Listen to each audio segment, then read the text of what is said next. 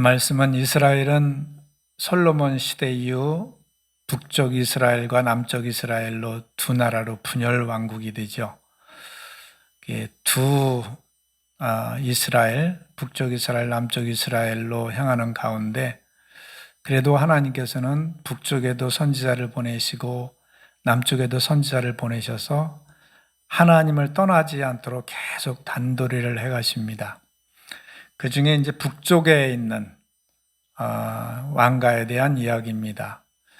북쪽 이스라엘 중에서 가장 악한 왕이 누구였죠? 이세벨을 아내로 둔 아합 왕이었습니다. 아합 왕이 죽고 나서 하나님 말씀대로 죽고 나서 그 후대가 아하시아 왕이 됐는데 아하시아가 무슨 일을 하다 그랬는지 모르지만은 난간에서 떨어졌어요. 떨어져 가지고 아프기 시작합니다. 그러더니 병이 돼 가지고 너무 낫지를 않으니까 아시아가 부하들을 시켜서 에그론에 있는, 그러니까 블레셋 땅이죠. 그곳에 있는 바알세북에 가서 내가 나을지 안 나을지 좀 너무 답답하니까 좀 묻고 와라. 그래서 알겠습니다. 그리고 나서 왕을 떠나서 신하들이 가죠. 가는 도중에 엘리야가 나타나는 거예요. 엘리야가 나타나서 어디 가니? 우리 왕이 자기가 병이 낫는지 안 낫는지 좀 알아오래요. 엘리야가 얘기를 합니다. 다른 거 갈 필요 없다. 바로 가서 그 바알세북에 갈 필요 없이 왕에게 가서 이렇게 전해라. 전하는 내용이 뭐죠? 이스라엘에는 하나님이 없어가지고 미련하게 이방 신에게 가서 무르르 가냐? 너는 죽을 거다. 그렇게 전해라. 그래서 그대로 신하들이 가던 길을 되돌아서서 왕에게 돌아갔어요. 왕이 보니까 너희들 왜 빨리 왔어? 예, 가는 도중에 어떤 사람이 나타나가지고요. 이렇게 얘기를 해요. 왕은 죽을 거래요. 그거 어떻게 생겼냐? 그랬더니 예, 이렇게 생겼어요. 디셉 사람 엘리야구나. 그러면 군사를 데리고 가서 50명을 거느릴 수 있는 50부장을 데리고 빨리 가서 그 엘리야를 데리고 와라. 이렇게 얘기를 합니다. 근데 그때 엘리야가 산꼭대기에 있는 거예요. 그러더니 가가지고 그 50부장이 하나님의 사람 엘리야요, 왕이 그러는데 내려오래요. 그랬더니 엘리야가 하는 말이 내가 만약에 진짜 하나님의 사람이면 하늘에서 불이 떨어져서 너희들 다 죽여버릴 거다. 태워버릴 거다. 그 말이 떨어지기가 무섭게 그들이 다 구이가 돼버렸어요. 죽었어요. 또 왕이 또 50명을 또 보내는 거, 50부장과 더불어 50명의 군사들을 보냅니다. 똑같은 말을 하는 거예요. 엘리야요, 왕이 내려오래요. 내가 만약에 하나님의 사람이면 너희들도 다 죽을 거다. 또 죽어버렸어요. 세 번째 왕이 또 보냅니다. 이번에는 그 50부장이 좀 생각을 했겠죠. 첫 번째 갔던 팀도 죽었어. 두 번째 갔던 팀도 죽었어. 그럼 이번엔 나도 죽을 거 아니에요. 어떻게 해야 살지? 궁리를 했을 것 같아요. 그래가지고 가자마자 넙죽 엎드려서 간구하면서 우리를 불쌍히 여겨주세요. 살려주세요. 쉽게 말하면. 그 말은 똑같이 전하면서 살려달라고 먼저 애원을 합니다. 그래서 죽었게요, 살았게요. 살아서 갔습니다. 자, 그래서 앞에 간 두 팀은 다 죽고 맨 마지막에 간 한 팀은 살았습니다. 오늘 그래서 그게 그거예요. 하나님을 대하는 자세. 두 팀과 마지막 팀의 하나님을 대하는 태도가 틀렸다는 겁니다. 자세가 틀려서 요즘으로 말하면 응답을 받은 거죠. 살은 거죠. 구원받은 거죠. 뭐 여러 가지로 해석할 수가 있겠죠. 이 말씀에 대해서 생각해 보려고 합니다. 분명히 처음에 갔던 두 팀과 나중 팀, 세 번째 팀은 달랐습니다. 뭐가 달랐죠? 하나님을 대하는 태도가 달랐어요. 그 태도 여부에 따라서 응답을 받을 수 있기도 하고 살기도 하고 죽기도 하고 실패하기도 하고 성공하기도 한다는 거죠. 이 짧은 말씀이 우리에게 교훈이 되기를 바랍니다. 성경에는 단편적으로는 하나님의 직접적인 계시가 있기도 하지만 역사적인 내용 가운데, 사건 가운데 하나님이 계시를 심어 놓으셨죠. 이 내용을 왜 적어놨을까요? 쓸데없이 적어놨을까요? 분명히 우리에게 전하시는 메시지가 있는 줄 압니다. 그게 바로 하나님을 어떻게 대해야 할 것인지. 우리는 하나님이 나를 구원하신 사랑의 하나님의 우리 아빠야. 그래서 똥 싸면서도 아빠 화장 휴지 갖고 와. 아빠 뭐 사줘. 이런 것만 생각하다가는 큰 코 다칠 수 있다는 것입니다. 하나님을 과연 어떻게 대해야 될까? 먼저 아하시야가 자기가 병들어서 너무너무 답답하니까 지금 바알세불에게, 그들의 적군 이방 신에게 물으러 가고 있는 거예요. 그러니까 이것을 보는 하나님께서 눈꼴 사나울까, 눈꼴 안 사나울까요? 기분이 나쁜 거죠. 나는 뭔데? 나는 하나님 아니야? 내가 낳은 자식이, 내가 기른 자식이 딴짓을 하고 있는 거예요. 내가 사랑하는 자녀들이 딴짓을 하고 있는 거예요. 여기에서 하나님의 본질인 뭐가 발동합니까? 질투가 발동을 하고 있는 거예요. 하나님의 질투. 나는 뭔데? 그렇게 나오는 거죠. 이 질투라는 감정이 남녀 사이에서는 굉장히 편협한 감정이에요. 감정에 불과한 겁니다.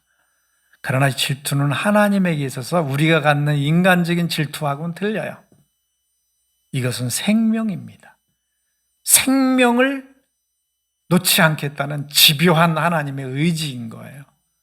그게 하나님의 질투지, 우리 사람이 너 나만 따라야 돼, 나만 사랑해야 돼, 내가 너를 사랑하니까, 이런 감정에 국한된 내용이 아닌 거죠.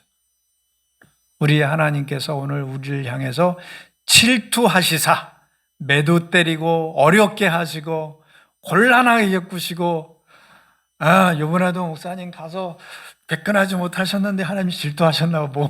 뭐 때문에 질투하셨는지, 자라를 더 사랑했는지 하나님보다 모르지. 이 하나님은 질투해가지고 이게 그냥 눈꼴 사나서 그냥 못 보는 거예요. 그래서 아하시야에게 질투하신 줄 압니다. 그를 사랑하지 않았다면 엘리야도 보내지 않았을 겁니다. 사랑하는 자에게 징계가 있고 채찍이 있는 것이고, 그냥 내버려 둔다면 육이잖아요. 버려둔 자식이잖아요. 하나님의 질투를 받는 우리를 감사해야 될 줄 압니다. 하나님이 그래도 나를 사랑하시나 봐. 질투하시는 거 보니까. 내게 어려움을 주시면 하나님이 나를 사랑하시고 있나 봐. 하나님이 나를 사랑하시네. 아합 때 분명히 엘리야를 통해서 3년이나 비가 오지 않고, 또 기도했더니 3년 그 비가 오지 않던 게 순식간에 비가 내리잖아. 이런 엄청난 역사를, 하늘에서 불이 떨어지는 역사를 보고도 금방 또 변해가지고 세상을 향하는 이스라엘의 왕들을 봅니다. 근데 아마 그럴 것 같아요. 우리도 마찬가지일 것 같아요. 아합 때 분명히 하늘에서 불 떨어지는 거 봤거든요. 그 3년이나 비가 오지 않고 또 오는 걸 봤거든요. 이 엄청난 역사를 체험하고서도 왕 하나밖에 안 지났는데 금방 또 이방신에게 물으러 가는 이 모습은 우리들의 모습일 것 같아요. 솔직히 보이지 않는 하나님보다 보이는 돈이 더 가깝잖아요. 보이지 않는 하나님보다 인간적으로 의지할 사람이 더 가깝잖아요. 이게 믿음인 것 같아요. 그때 하나님께서는 우리가 자꾸 세상을 향할 때에 하나님께서는 우리의 질투에 채찍을 주시고 질투에 환난을 주실 줄 압니다. 그것이 우리를 인도해 가는 거예요. 우리들은 자꾸 눈에 보이는 물질과 사람에게 의지하려는 경향이 있습니다. 이것을 하나님께서는 어리석다고 얘기를 하십니다. 우리 성경 말씀에도 있죠. 어리석은 부자 얘기가 나와요. 사업을 많이 해서 돈을 많이 벌었어요. 얼마나 좋을까요? 축복받았다고 얘기할 만합니다. 그런데 그 부자가 뭐라고 했습니까? 부자가 한 말에 그 인생에 답이 있어요. 뭐라고 돼 있죠? 내 영혼아, 이제는 많이 먹을 게 있으니까 먹고 마시고 즐기자. 하나님으로 말미암아 즐기는 것이 아니라 자기가 쌓아놓은 물질의 마음을 의지하는 겁니다. 그것을 마음을 향하기 때문에 하나님께서 눈꼴 사납게 보시는 거예요. 질투하시는 거예요. 내 마음이 물질을 향해 있느냐? 그거 누가 줬는데? 누가 건강 줬는데? 누가 네 삶을 줬는데? 누가 네 삶을 안배해 놓았는데? 질투해서 하나님께서 그 부자를 어리석은 부자라고 한 것입니다. 근데 가만히 생각하면 우리도 어리석은 면이 너무 많아요. 사실 모든 건 다 하나님께로부터 왔는데 로마서 11장에 나오죠. 세상 만물의 주에게서 나오고 주로 말미암다가 결국 주에게로 다 돌아가는데 자꾸 우리의 마음이 바알세불에게 가는 아시아가 똑같이 물질을 향해서 갑니다. 그래서 우리 마음은 늘 우리 마음몰이를 잘해야 돼요. 마음몰이. 여러분 시골에서 소 몰아봤어요? 어디 하면서 이 소가 풀이 있으면 풀이는 대로 자꾸 가고 자기 마음대로 가려면 어디 왼쪽 오른쪽 이렇게 두들겨가지고 그 방향을 잡잖아요. 우리 마음몰이를 잘해가야 돼요. 내 마음이 지금 자꾸 사람을 의지하고 있네. 그러면 하나님께서 어리석은 부자야 라는 똑같은 말을 할 겁니다. 우리 마음은 하나님을 섬긴다고 하지만은 사실 우리 유욕에 못 이겨서 그 향하는 게 있어요. 제가 예전에 말씀을 드렸잖아요. 제가 26살 때 제가 애인이 있었는데 애인도 오래된 애인은 아니에요. 그런데 애인하고 딱 토요일 날 약속을 했어. 우리 데이트하자. 그러겠는데 교회 딱 갔더니 목사님이 오늘 청년부 예배 좀 인도해. 큰일 났네 이거. 약속했는데 애인하고. 어떡하지? 그래갖고 청년부 예배를 인도할게 아니면 애인 만나러 갈게. 애인 만나러 갔어요. 그날로 파토 났어 우리. 우리 마음이 사실 이게 간단한 거거든요. 우리의 마음을 머리로 어디에 가느냐, 내 욕심을 따라해서 가느냐, 정말 하나님이 원하는 대로 가느냐. 그래서 우리는 세상에서 돈을 의지하거나 또 사람을 의지하는 경우 솔직히 하나님께 위로받기는 왠지 먼 것 같아. 금식을 해야 되고 뭐 한참 기도해야 되고 그래야 위로가 올 것 같아. 나 그거 너무 부담스러운데 기도할 시간 그냥 누구 전화가 와서 나 지금 속상해. 나 좀 위로해줘. 이게 더 빠르잖아요. 사람을 만나서 해결하는 게 더 빠르잖아요. 근데 성경 말씀에 그래요. 다 같이 시작. 방백들을 의지하지 말며 도울 힘이 없는 인생도 의지하지 말지니 그 호흡이 끊어지면 흙으로 돌아가서 당일에 그 도모가 소멸하리로다. 야곱의 하나님으로 자기 도움을 삼으며 여호와 자기 하나님에게 그 소망을 두는 자는 복이 있도다. 사람에게 소망을 두면 다 언젠가는 부자도 가난하게 들어 수백억 수천억 되는 사람도 하루아침에 쫄딱 망해가지고 알거지 되는 사람도 봤어요. 건강을 자랑하던 사람이 며칠 있다가 금방 뭐 병이 있대 그러더니만 몇 개월 후에 죽은 사람도 봤어요. 이게 뭐 참 허무한 거예요. 사람이나 세상에 있는 돈이나 물질이나 의지하지 말라는 거죠. 하나님을 의지하는 것이 정말 지혜로운 것입니다. 그래서 부자 보고 어리석다고 얘기한 거지. 어리석은 놈아, 어리석은 놈아. 돈이 네 삶을 윤택해 하느냐? 날개 달고 도망갈 날이 있을 거라는 거죠. 건강 자신은 하고 있느냐? 건강을 주는 게 누구냐? 그래서 우리 하나님은 우리를 향해서 질투의 신이 돼서 질투를 행하신다. 꼭 기억하시기 바랍니다. 오늘 말씀에 또 보면 첫 번째, 두 번째 팀은 그러니까 50명은 죽었는데 세 번째 팀은 안 죽었어요. 그 차이는 우리가 말하는 대로 뭘까요?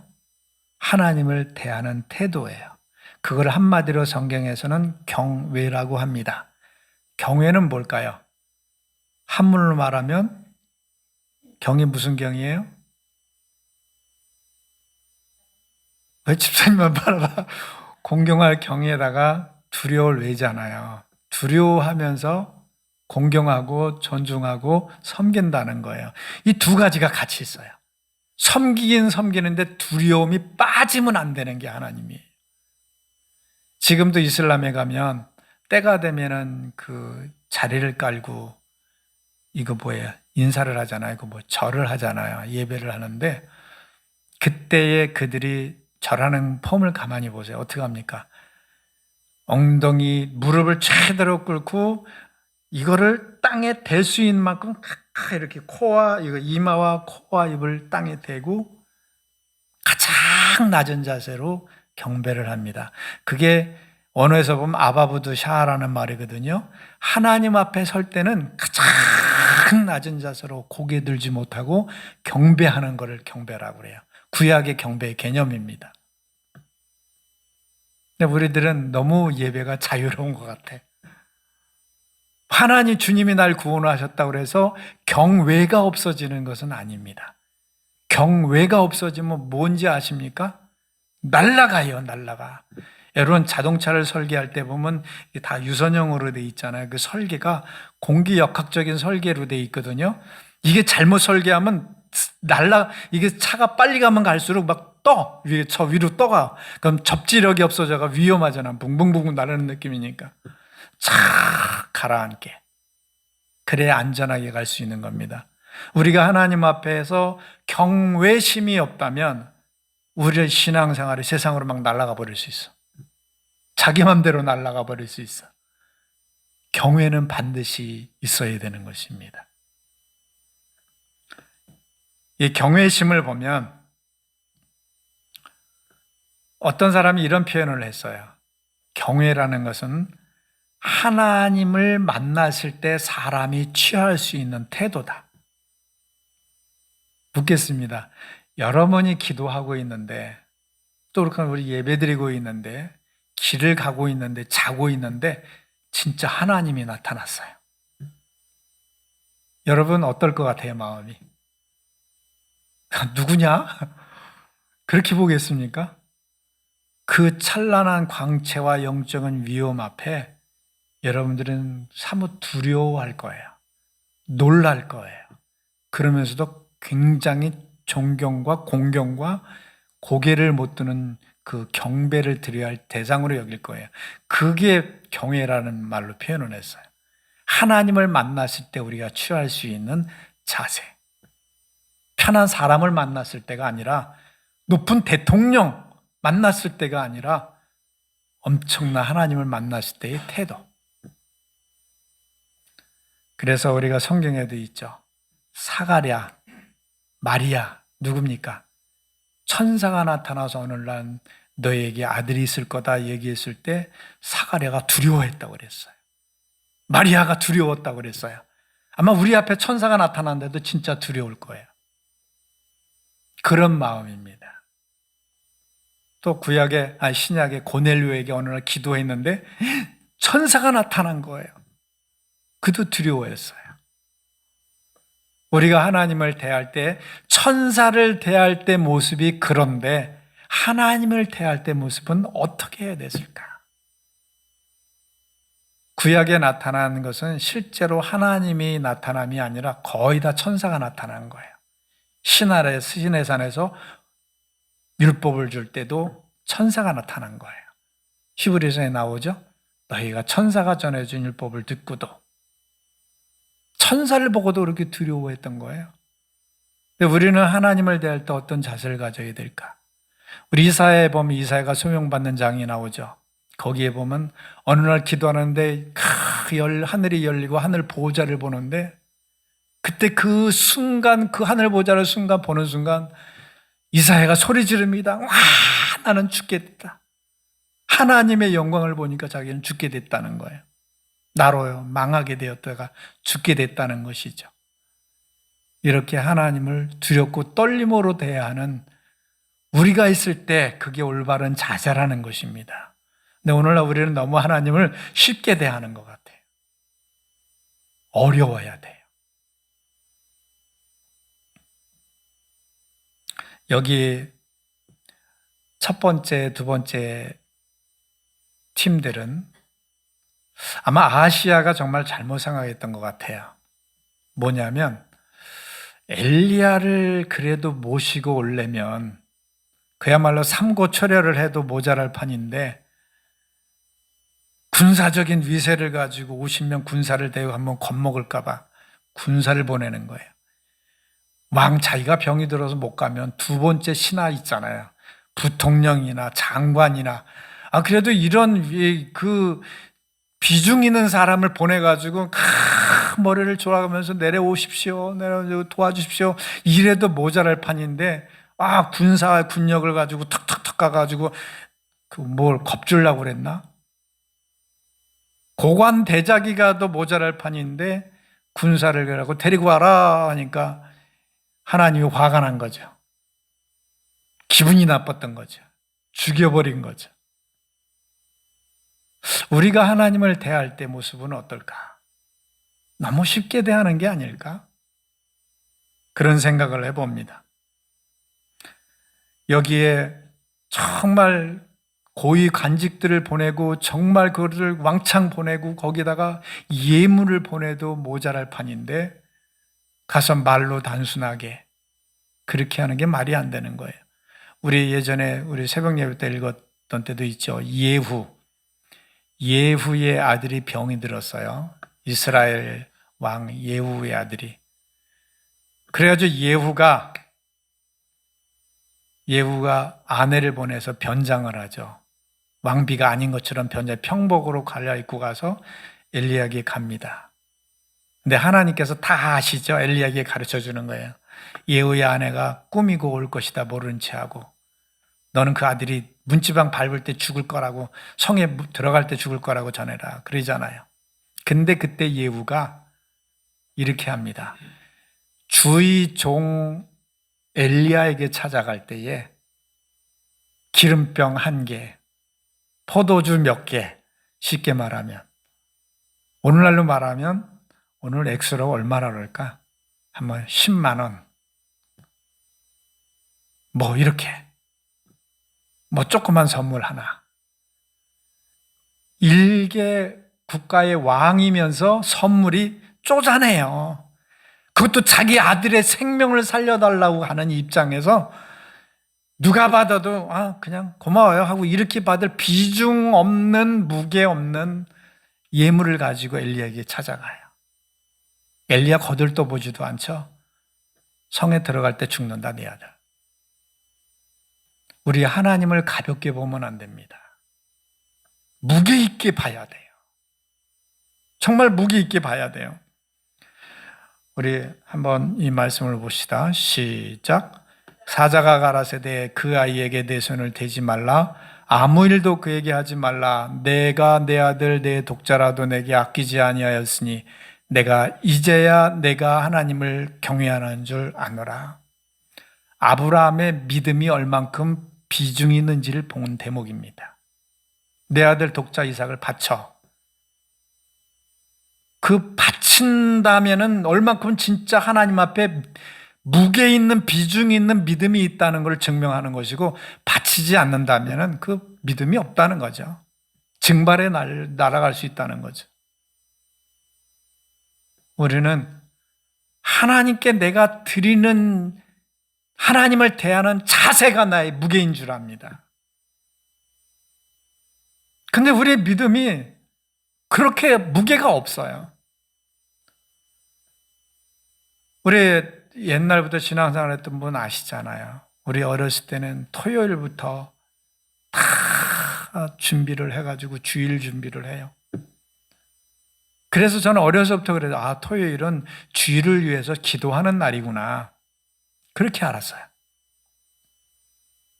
교회에서도 그래요. 미리 다 사다 놓고 토요일 날 다 준비를 하고 주일을 지켰어요.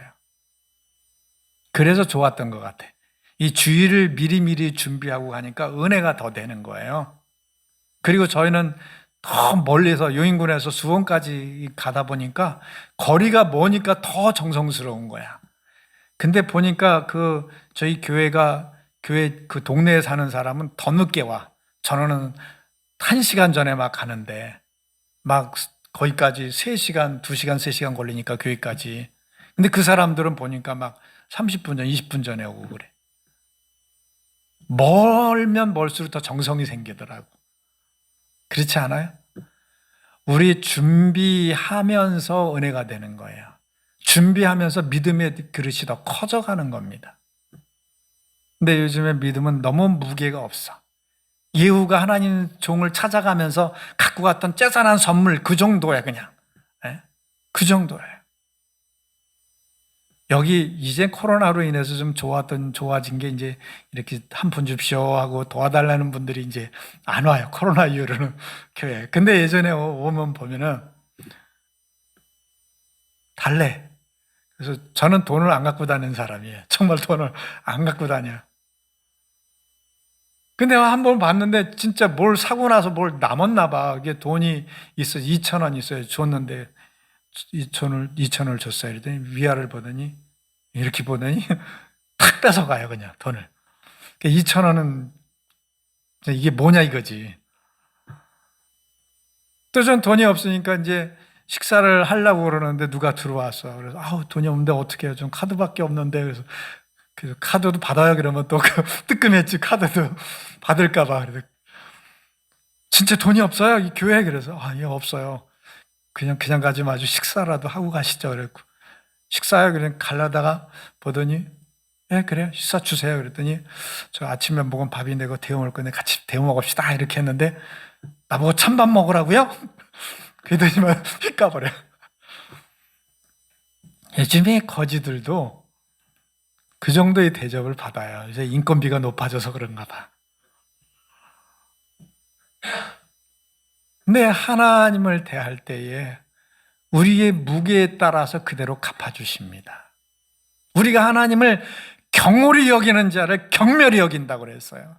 나를 높이는 자를 높이고 사랑해 준다고 그랬어요. 이게 하나님 우리에게 대하는 거예요. 상대적으로 대하였다는 말이 아니죠. 우리에게 교훈적인 메시지입니다. 우리 하나님을 대할 때 무게 있게 대합시다. 여기 아브라함처럼 자기 아들 독자 이삭을 바칠 만한 그에게 아브라함이 조상이 믿음의 조상이 되게 하는 거지. 독자도 못 바치면서 믿음의 조상 구원 어림없는 겁니다. 욕심만 갖고 있는 거죠. 우리는 우리의 믿음이 정말로 인정이 될 만한 증거를 가져야 됩니다. 증거를 가져야 됩니다. 증거가 없으면 거짓입니다. 증거를 우리 다 갖기 바랍니다. 그래서 이 두 팀은 죽은 이유가 하나님을 향한 경외심이 없었어요. 무방비 상태로 그냥 편한 대로 갔어요. 우리도 하나님을 대할 때 반드시 준비하는 과정이 있으시기 바랍니다. 과일을 먹어도 닦아서 먹어요. 과일을 먹어도 깎아서 먹어요. 우리가 하나님 앞에 은혜를 받고 하나님 앞에 품으로 안기기 위해서 내 죄도 씻고 나의 부족함도 돌아보고 뭔가 하나님 앞에 준비하고 구약 성경에서 하나님 앞에 나올 때 빈손을 보이지 말아라. 그게 왜 그런지 아십니까? 정성이 없다는 거예요. 하나님 앞에 털레털레 그냥 나오는 것은 누구나 다 할 수 있어요. 입으로 고백하는 건 누구나 다 합니다. 제 고등학교 때 부흥회 때입니다. 부흥회 때 은혜를 많이 받잖아요. 부흥사가 얘기를 합니다. 여러분 이 부흥회 때 은혜 받았는데 생명을 바칠 성도들 손 들어보세요 했더니 아멘 하고 다 들어버려요. 내가 시간을 들이고 몸을 들여서 하나님께 헌신할 사람 손 들으십시오. 아멘 다 들어요. 여러분 하나님 앞에 다음 주에 이 교회 치는데 100만 원 단돈 100만 원 헌금할 사람 몇 사람 안 들어요. 말을 하기 쉬운 거예요.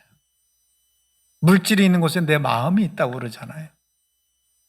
하나님 앞에 나올 때에 그래서 빈손으로 나오지 말라는 거예요. 그게 믿음이라는 거죠.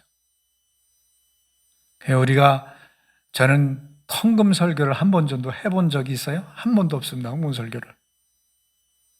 언젠가는 해보려고 그래요. 정말이 헌금이 믿음이더라고요.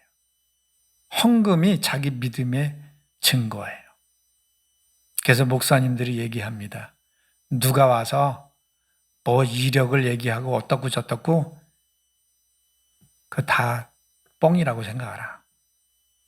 뭐가 믿음이냐? 그 사람이 진짜 헌금을 하는지 안 하는지 꾸준히 하는지 그거 보래요. 그게 믿음이래요. 뭐 기도 그거 떠나서 헌금을 얼만큼 하는지를 보래요. 저는 헌금을 안 봅니다. 일부러 선입관념 때문에. 누가 얼만큼 하는지도 모르고. 그냥 그 목사님이 그런 얘기를 해요. 헌금이 믿음이다. 이 꼴이다. 그게 진리인 것 같아.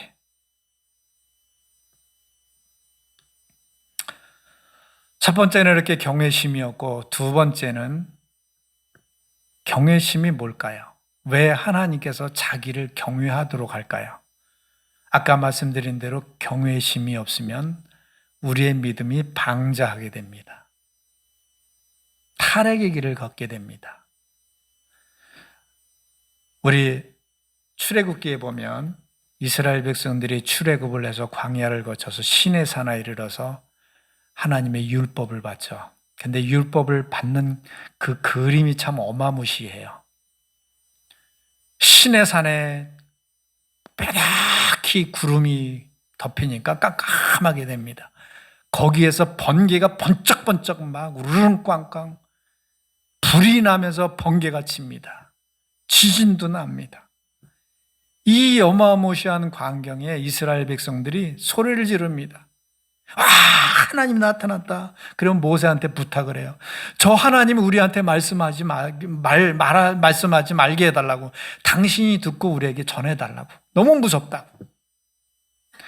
근데 하나님께서 왜 이스라엘 백성에게 시내산에서 이런 무서운 광경을 보게 하셨을까? 왜 어마무시한 이런 것을 보게 하셨을까? 이스라엘 백성들이 불평불만할 수밖에 없는 광야 여러 가지 조건들을 지나게 됩니다. 가나안에 들어서 가나안은 칠족들을 섬기고 있는 화려하고 그 유혹이 많은 이방신들을 대하게 될 모든 앞날을 보고 어마무시한 하나님을 지금 보여주고 있는 거예요. 경외심을 갖게 하는 거죠. 이 두려움에 대한 경험이, 이 기억이 없으면 이스라엘 백성들은 광야에서 진즉 죽었을 거예요. 가나안에 들어서 더 빨리 무너졌을 겁니다. 왜 하나님께서 자기 능력을 뽐내기 위해서 그랬을까요? 우리의 영적인 생명을 위해서 그걸 보여주신 거거든요. 오늘 우리가 경외해야 될 이유는 우리의 생명을 지키기 위해서입니다. 영적인 생명을 지키기 위해서 경외를 해요. 오늘 본문 말씀을 보세요. 얼핏 보기에는 하나님이 인정사정도 피도 눈물도 없는 것 같아요. 아니 그랬다고 해서 그 50명 그냥 순식간에 죽여버려? 세상 사람들이 말하면 그 하나님 난 믿는 게 미쳤지. 저게 무슨 하나님이야? 성경 말씀에는 우리의 영적인 생명을 위해서 교훈의 메시지를 던져주고 있는 겁니다. 이스라엘 백성들의 죄를 짓고 잘못했을 때 가차없이 하루아침에 몇천 명씩 몇몇 명씩 죽였던 게 왜 그러느냐? 그토록 죄는 무섭다라는 것을 교훈하기 위한 거거든요. 오늘 이렇게 가차없이 피도 눈물도 없이 죽인 이유는 하나님을 대하는 태도가 불손해서는, 가벼워서는, 무게가 없어서는 너희의 영혼이 멸망할 것이기 때문에, 그래서 그렇다는 거예요. 우리 하나님 앞에 예배를 준비하고 예배드리는 자세 무게 있게 가집시다. 하나님 앞에 경외심을 가집시다. 이 두렵고 떨리는 마음이 없으면 안 되는 거예요.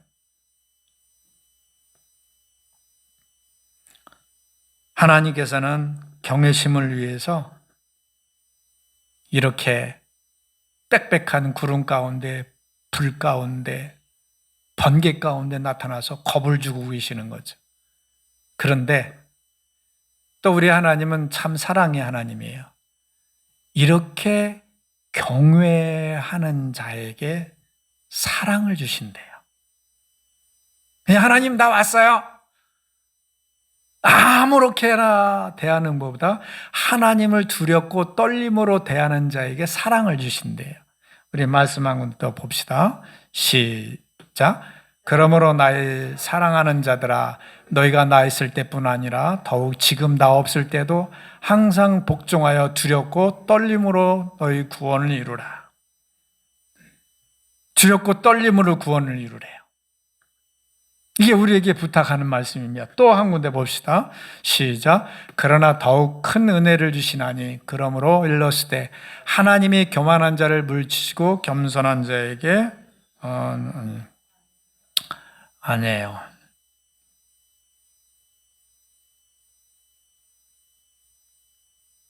제가 지금 잘 적지를 않았는데 여러분 성경 갖고 계세요? 시편 25편 14절을 봅시다. 여기는 안 나왔어요. 시편 25편 14절.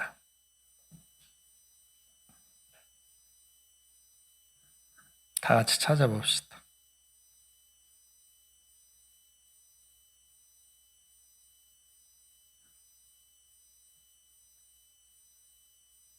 다 같이 누가 한번 읽어주세요. 큰 소리로. 여호와의 친밀하심이 그를 경외하는 자들에게 있으며 그의 언약을 그들에게 보이시리라. 네. 여호와의 친밀이라는 것은 원에 보면 소드라는 말로 써 있는데 이것은 비밀 협약이라는 뜻이에요.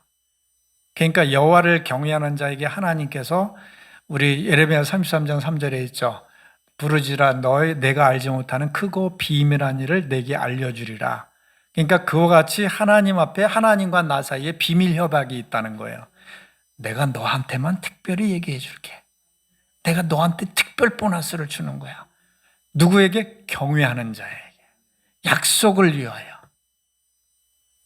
우리가 하나님 앞에 경외심을 갖지 아니하고 그냥 편한 마음으로 대하는 것, 물론 아버지니까 우리 요즘 교회는 이걸 많이 강조를 해요.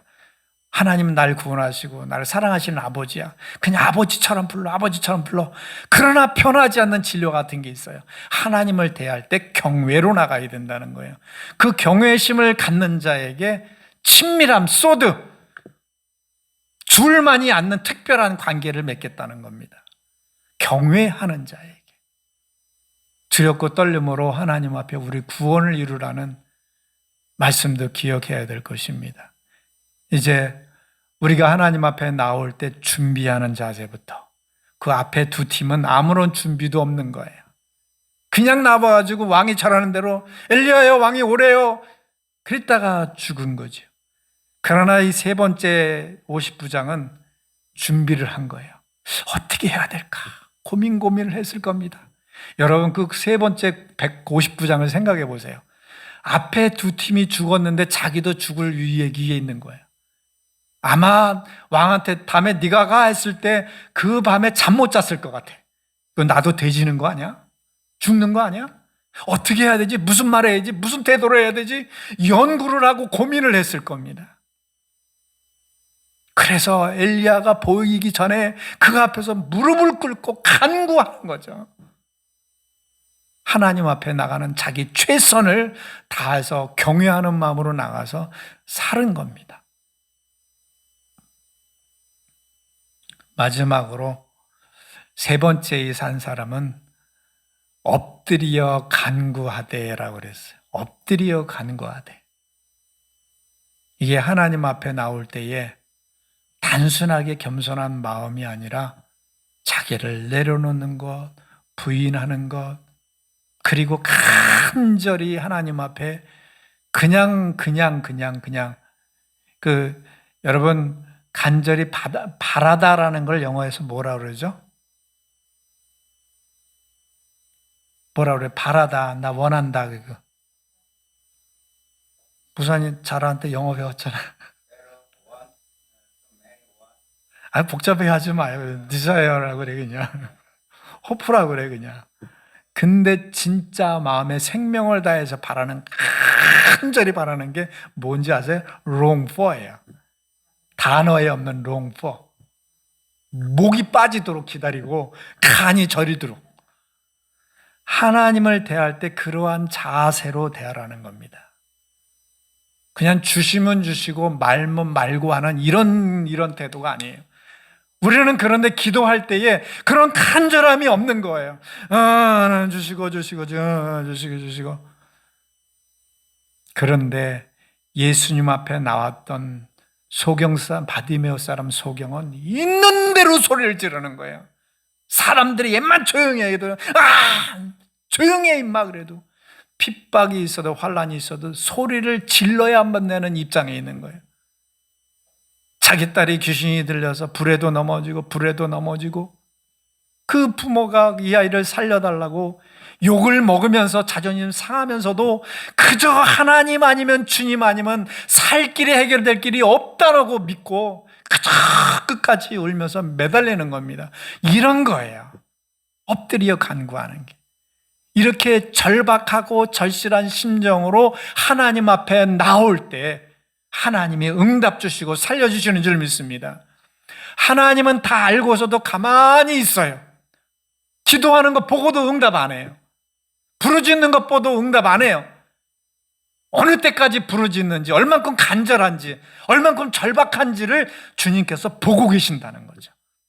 그 상황을 보고 계시면서 주님 마음에 됐다 싶을 때까지 참고 있는 겁니다. 대답을 안 하는 겁니다. 오늘 세 번째 50부장은 자기의 생명을 걸고 지금 기도하는 거예요. 앞에 두 팀은 어떻게 했어요? 그냥 가서 전하는 거 편하게. 아무런 자세가 필요 없어. 근데 세 번째 50부장은 이거 하나면 내가 죽는 거야. 생명을 걸고 지금 엘리야를 대하고 있는 겁니다. 바로 하나님을 대할 때 이런 자세로 나갈 때에 우리 하나님께서는 우리의 기도도 응답해 주시고 우리의 구원을 이루어주실 줄 믿습니다. 생각해 봅시다. 우리 예수님 앞에 나온 사람 중에서 지나가다가 예수님 당신 능력 있다는데 나 좀 고쳐주실래요? 이래가지고 응답받은 사람이 있습니까? 병 고친 사람 있어요? 예수님 앞에 병 고치고 응답받은 사람 모두가 다 하나같이 공통점이 있습니다. 간절히 애타게 애통하면서 절규하면서 나갔다는 거예요. 그러니까 예수님은 건성으로 구경하는 무리들 가운데 역사하지 않고 그들 가운데 그러한 심정으로 하나님께 다가오는 주인공 한두 사람밖에 없었다는 거죠. 우리가 주님을 대할 때 바로 그러한 자세로 대해야 할 줄 압니다. 애통하고 가난하고 절규하는 상태로 하나님 앞에 나아갈 때 하나님은 응답해 주시는 겁니다. 마지막으로 우리가 잘 아는 말씀, 두 사람이 하나님 앞에 기도를 하고 있어요. 바리새인이 기도하고 있고 세리가 기도하고 있다고 그랬어요. 이 바리새인의 기도와 세리의 기도 중에서 바리새인의 기도는 받지 않으시고 세리 기도는 응답해 주셨다고 예수님 말씀하셨죠? 그 이유는 바리새인은 절박함이 없었어요. 절규할 이유도 없었어요. 엎드려서 간구할 필요도 없었어요. 왜요?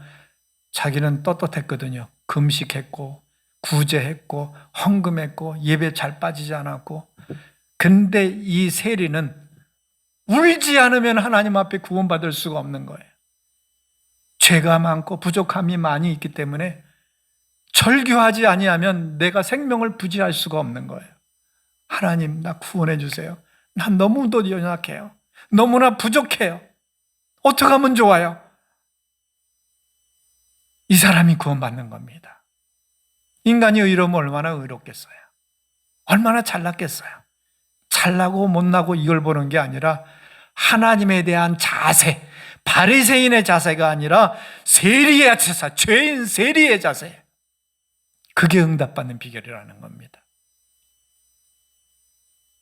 우리 하나님 앞에 나올 때, 기도할 때도 예배할 때도 내 심령이 지금 바리새인처럼 자만하고 있지 않나? 아니면 세리처럼 하나님 나 이번에 응답받아야 되고 불쌍히 여겨주셔야 되고 절박하고 정말로 하나님 앞에 애통하는 심령인지 아닌지 나를 점검해 봐야 될 것 같아요. 가능한 한 후자이기 바랍니다.